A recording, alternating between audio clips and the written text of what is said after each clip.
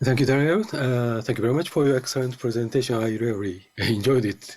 It's very informative and very pragmatic one. And you are the Harvard University graduate, and you are the high official of the U.S. government, and you are also the CEO of private company startups. So your perspective is really useful, and we have to examine your several political implications. Thank you very much. And now next we have comments from the Ms. Takeuchi-san. After joining the Ministry of Defense, she worked at the Japanese Embassy in South Korea and also worked as a member of the panel for North Korea sanctions at the United Nations. So she's expert of the North Korea sanction in the politically and pragmatically. She's also an old friend of Daniel. Thank you very much for joining us today. Okay, so Takeuchi-san, please, your comment. Thank you so much, Daniel, for the wonderful presentation. I really enjoyed. I echo what Saburi-san said.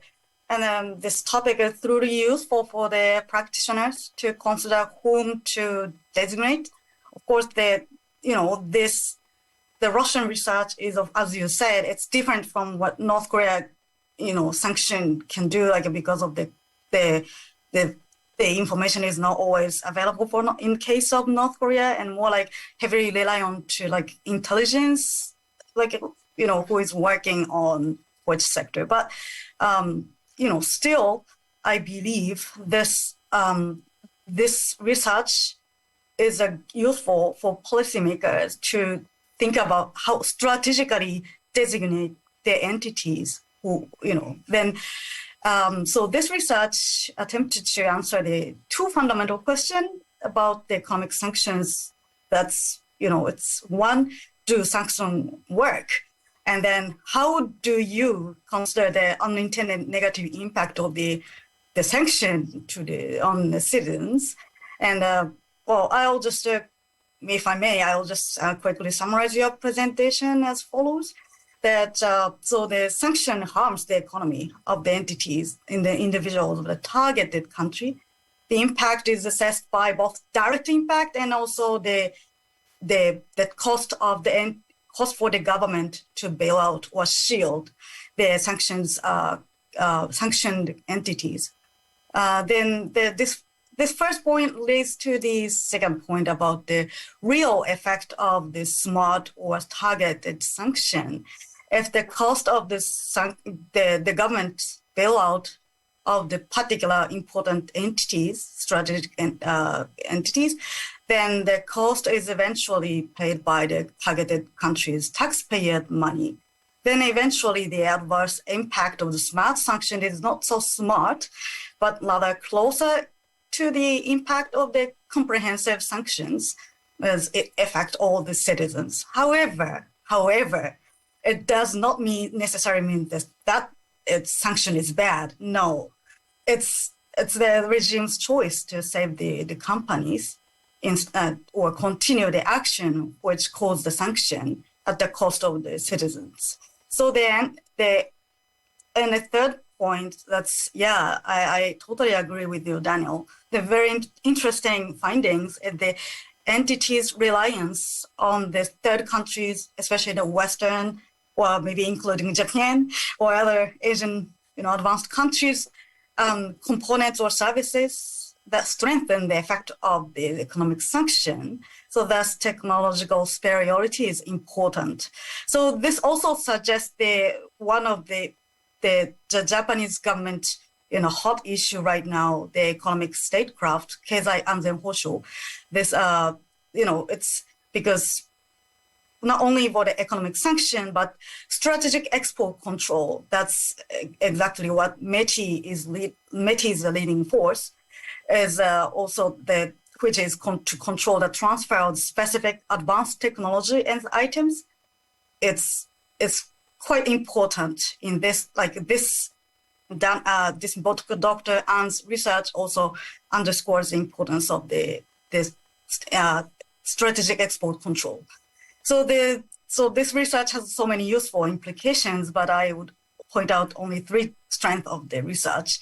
One, this empirical analysis is based on the comparison of the vast data of the activity of both designated entities and non-designated entities. And it's unique as it's a microeconomic analysis, unlike the conventional, like a macroeconomic analysis of the impact of the sanction. And it shows the effect of the sanction quantitatively as economic harm of the on the industries. And the finding, which business structure is vulnerable to the sanctions is a great resource for the policymakers to choose a target. So based on that, I have my questions are as follows. So first question is about the adverse impact of the sanctioning of the sanctioning country.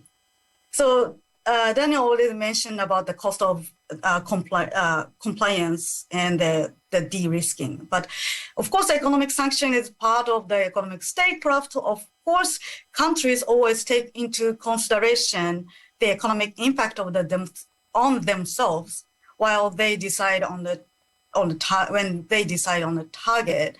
So, and also you discussed that the cost of shielding strategic companies is eventually paid by the citizen of Russia or targeted country. And also reliance on the Western service or components strengthen the impact of the sanction. But then that means Western companies also lose Russian customers or access to the Russian market. If so, then do you think the cost of it's also borne by this sanctioning country? Like in addition to this compliance and de-risking issue? And how can you further develop your research to assess such an impact on the, say, US or Western industry? And on the contrary, the bailout of the strategic industry by Russia is not only cost for Russia, but create benefit for Russia because citizens are working in the industry or the particular company. So that if you take into the consideration, can you elaborate a bit more about how do you determine the true cost of the bailout? It's of course cost, but also they are doing for the benefit of their own economics. So that's one first question. And related to the first point of the unintended impact of the sanction, my second question / comment is on the current war in Ukraine. You already discussed some of the current ongoing issue, but also the Russian counteraction is also at this time it's very, at least for me, it's a shocking. Some point, so for example, for Japan at least, June the 30th degree, for example, Russia is now taking over all the rights to the Sakhalin-2 gas and oil project, and also the so-called C account, type C account or S account. In short, it's the system to impede the payment from Russian company to the Western business counterpart. So for Western counterpart cannot get them payment from Russian, company, and Russian government says that, yeah, it's okay. So such countermeasures also affect the calculation of the impact of the economic sanctions on its own, the targeting country. So, of course, I understand it's too early. We don't have data yet to apply for the same methodology you are doing. But can you discuss a bit more about that kind of, counter, how the impact of the counter actions actually works a bit more? And the last question is, the topic is the sword and shield. If you had been the Russian Foreign Ministry chief economics when you are during the period of 2014-2016, how would you propose a way to mitigate the impact? Or what kind of countermeasure would you propose?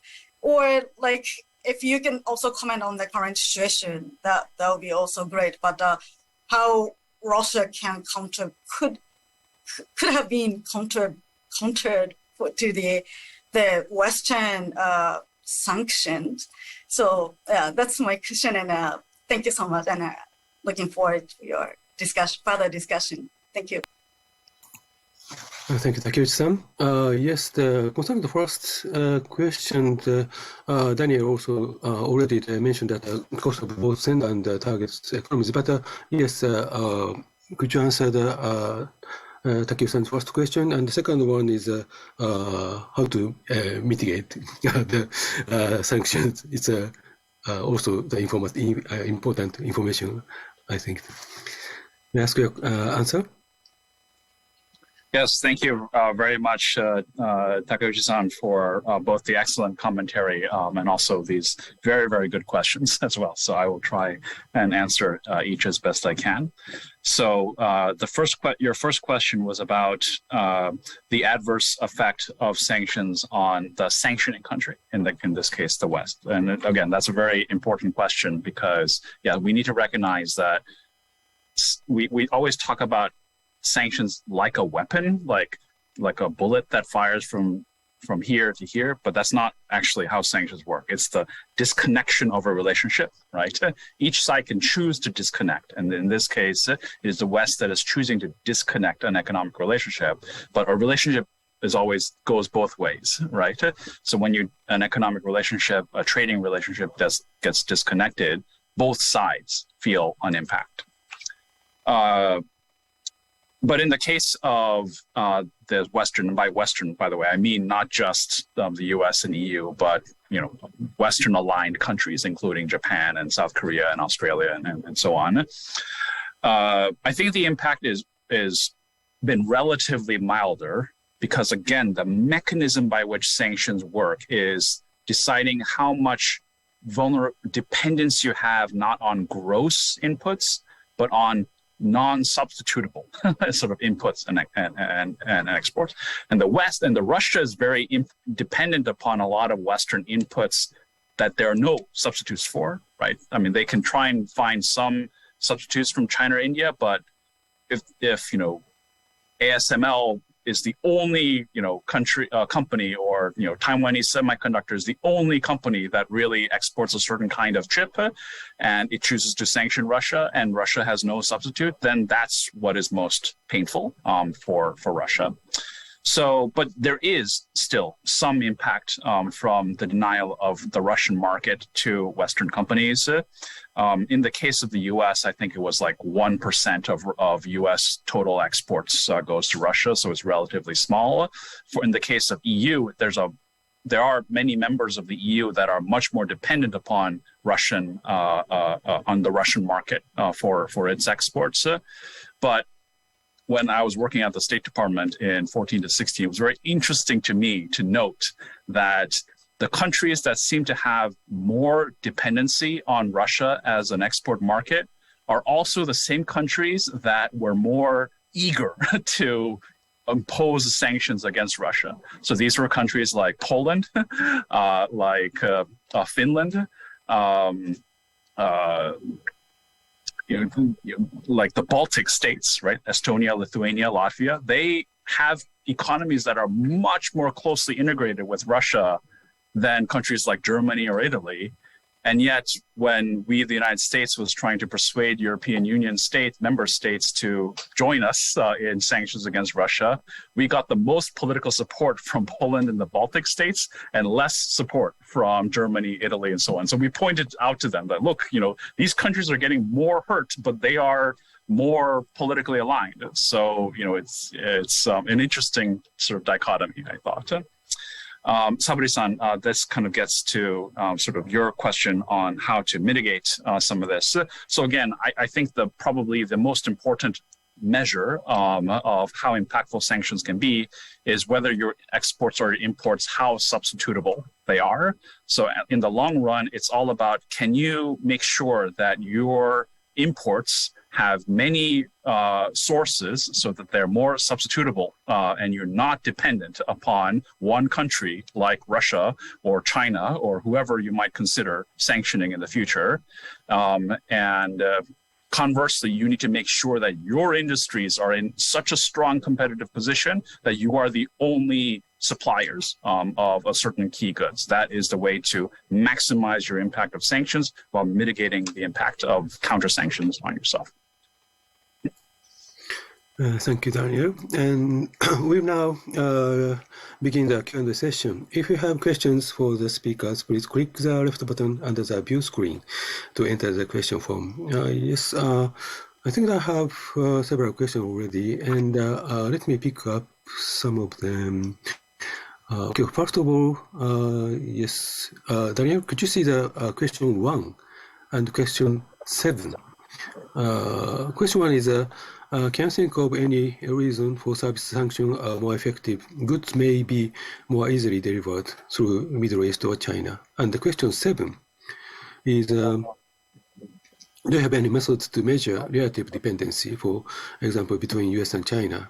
So as you said, yes, interdependency is very important. So do you think that soft sanction or hard sanction, which is better, like the final sanction, this is first question, and the question 7 means that can you measure the interdependency or such kind of methods or tools do you have in your government? Right. Yeah, right. So yes, both very good questions. Question number 1, why are the services sanctions more effective? Again, it relates to how substitutable they are. I know it's a economically wonky jargon, right? The elasticity of substitution is a term that a lot of economists use, but I'm not sure how many sort of political scientists or foreign policy experts are familiar with the concept. But it basically tries to measure how difficult it is to find a substitute for a particular good or service. Oil is an example of a commodity that has almost perfect substitutability. I mean, not 100% substitutability, but you don't care, right? If you're a refiner or you're a driver, you don't care whether your oil is Russian oil or whether your oil is Texas oil. It's just oil is oil, right? So that has very good substitutability.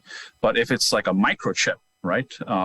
You might really, really, really want this microchip to be a special microchip that comes from Japan and not some cheaper microchip that comes from China, for example, right? So microchips are an example of, I think, goods that are very difficult to find substitutes for. And I think services, we have learned, certain kinds of services are also very difficult to find substitutes for, even though they don't seem to be adding very much value. I was actually very amazed when I found this in the data. Western service exports to Russia adds less than 1% to Russian gross value added GDP. So it seems very small, but denying that 1% caused a 7.5% impact on GDP. It's because it's very impossible to find a substitute for this. And maybe it's US dollar provisioning, maybe it's maritime insurance, but for whatever reason, Western service inputs have been very difficult to find substitutes for.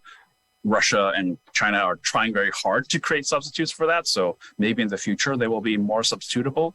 But at least for the moment, compared to many goods, services, certain kinds of services seem very difficult to find substitutes for. And this gets to question 7 as well. This is how you need to measure relative dependency. I've seen so many studies that focus on, China is, 30% of Japan's market, 30% of Japan's exports go to China, only 20% of Chinese exports go to Japan, or something like that. I don't remember the exact numbers, but that's the wrong way to look at it. You should not focus on gross dependency, gross market share. You need to focus on the market share of the things that are difficult to find substitutes for. So you need to measure the elasticity of substitution for a lot of these industries. That's hard to do. I have seen a couple of studies that do this, but actually one of my recommendations when I was in the US government was to create a sanctions office that exactly does this research, tries to measure elasticity of substitutions across industries. I've seen some legislation that proposes this, but I'm not sure whether they've been passed yet. So. Okay, thank you, Daniel. Now it's time to close the webinar, but please allow me to pick up the one more questions. And after that, I will ask both of you the final remarks. The question is question 3 and question 2, the same one. Do you expect for the target sectors to lobby against Putin's policy domestically? So the second sanction, how does it work to the Putin administration? So do you think what kind of the sanction is most effective to push the Putin administration to change their policies or the invasion to the Ukraine? This is the final last. Yeah. So another very good question. And in full disclosure, I'm not a political scientist, so I can only speak about it more from my understanding of the economic situation. But from my impression has been that the targeted sanctions, rather than lobbying against Putin's policy, it has only enhanced Putin's power within Russia, because Putin's government can now choose who gets bailed out, who gets shielded, and who doesn't get shielded. He can enforce more loyalty from his oligarchs. So because the oligarchs have a choice, either like I oppose the invasion of Ukraine, in which case I don't get bailed out and I still get sanctioned, and so I don't have anyone to turn to. I'm neither Russia nor the West, or I can just try and be loyal to Russia and Putin entirely, and then I may get bailed out. Yes, I will lose all of the money I have in my yacht in the West, but at least I will have some resources left in Putin. So far from driving a wedge between the oligarchs and Putin, in fact, I think it has just enhanced Putin's control over the oligarchs. And I think that this idea of driving the wedge between the two was a bad policy thinking by the West. This actually gets a little bit to Maiko's a question as well about like what kind of countermeasures can the West do in turn, because again the Western companies also get affected by the imposition of sanctions and counter sanctions. I think that we focus a lot of attention on Western sanctions. We don't focus enough attention on defenses against counter sanctions. And maybe Russian counter sanctions have not been very effective because they don't produce anything that has low elasticity substitution. But let's say we sanction China, right? China, I think, has a lot of industries that right now there's not very good substitutes for, as we're finding through this zero COVID sort of policies. So I would like to see the West build more international cooperation for some kind of counter sanctioning sort of office to, let's say, protect South Korean companies when they got embargoed by Chinese by the Chinese government, and they suffered a lot because the South Korean government agreed to accept THAAD missile system in South Korea. I think it was a mistake not to try and help those companies get better protection against Chinese sanctions. I think many companies can now become vulnerable to Chinese company sanctions, and so South Korea, Japan, the United States, the West, they should all work together to try and pool resources to help companies that can get counter-sanctioned. Thank you, Daniel. Takeuchi-san, may I ask you the final remark? Thank you so much, Saburi-san, and thank you so much, Daniel, for it again. My final remark is I just want to echo both of your comments, but the Western, our group need a more strategically planned sanction and countermeasures. And so I totally agree with you, Daniel-san. And I saw lots of designation in Japanese government, in the United Nations. Why this? Why not this? And then, Dr. An's research showing what's one way to how we can prioritize or what we can do, the scientific criteria of the designation. So I I do agree with you both. Like the strategic sanctioning is needed more. Thank you. Thank you, Takeuchi-san. Daniel-san, yes, may I ask a final? Yeah, and thank you very much again, Saburi-san, and to all the staff members of RIETI and METI more broadly for this kind invitation. I had a really great time. I hope you found this presentation thought-provoking, at least.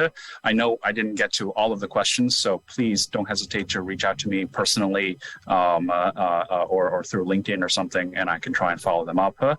But yeah, I think this is only chapter 1 of a new sort of understanding of how sanctions can work.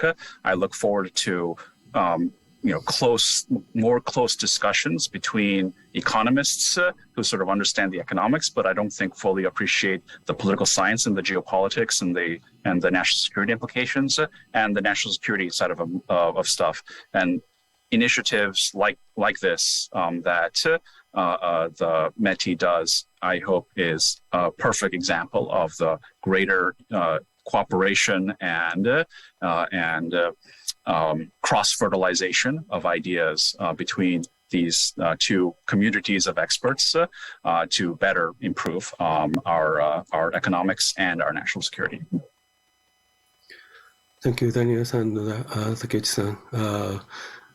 It's very, very impressive, and I enjoyed it very much. Now it's time to close the webinar.